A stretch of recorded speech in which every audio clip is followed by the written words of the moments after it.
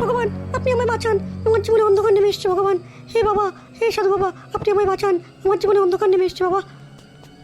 অন্ধকার তো সারা পৃথিবী জুড়ে, তোর ভাগ্যে অন্ধকার থাকবে এটা আবার অস্বাভাবিক কি?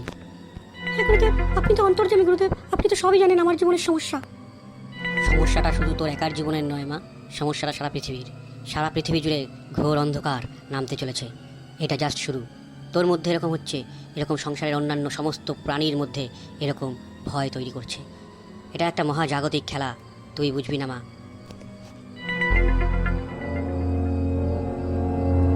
তুমি আবার ফিরে এসছো, তাই তো? আপনি বাঁচান বাবা, আপনি বাঁচান, আপনি বাঁচান বাবা, আপনি বাঁচান। চল বাড়ি চল, দেখে আসি তোর মামদিনীকে। কে এসছে দেখে আসি, চল। কি যে হলো কিছুই বুঝতে পারছি না, কেন এরকম করছে।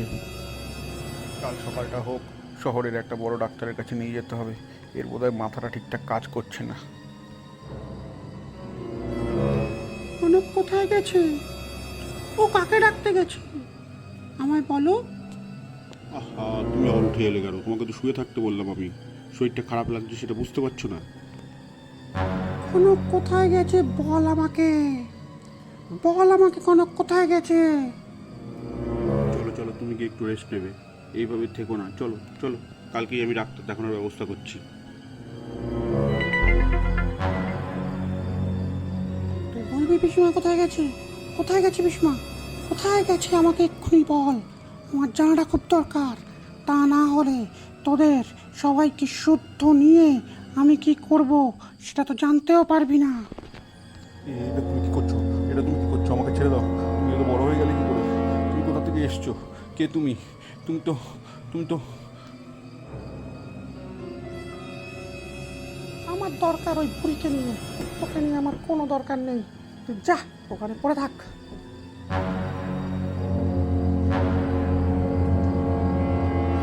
ওই মনে হয় বুড়ি এলো, কিন্তু বুড়ি আমার ইচ্ছে পূরণ না হওয়া পর্যন্ত আমি এই ঘর থেকে যাব না। তুমি যতই যা খুশি করো। উফ, একটু দাঁড়ান না, এত ঠক ঠক ঠক ঠক করেই চলেছেন তখন থেকে। একটুখানি দাঁড়ান, আমি আসছি বললাম তো। সেটা রুম করে শুয়ে আছে কেন? কি হয়েছে ওর? রুম করে শুয়ে আছে কেন? ও তো রুম শুয়ে থাকে না। কিচ্ছু হয়নি পিসিমা, ও এমনি একটু ঘুমিয়ে আছে, আপনি একদম চিন্তা করবেন না। জয় শিবশম্ভু, জয় শিবশম্ভু। প্রণাম সাধু বাবা। কি হচ্ছে আমার বৌমা? আমার মনে হচ্ছে ওর মধ্যেই কিছু একটা। আমার যা বোঝার আমি বুঝেছি, আমাকে কিছু বলতে হবে না। আমি তোমার বৌমার সঙ্গে একাকিত্বে কিছু কথা বলতে চাই। তুমি একটু অন্য ঘরে যাও। ঠিক আছে গুরুদেব, আমি বাইরের ঘরে যাচ্ছি, আপনার যা ইচ্ছা।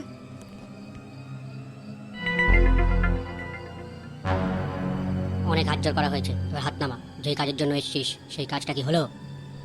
না, এখনো হয়নি, তবে খুব শীঘ্রই হতে চলেছে।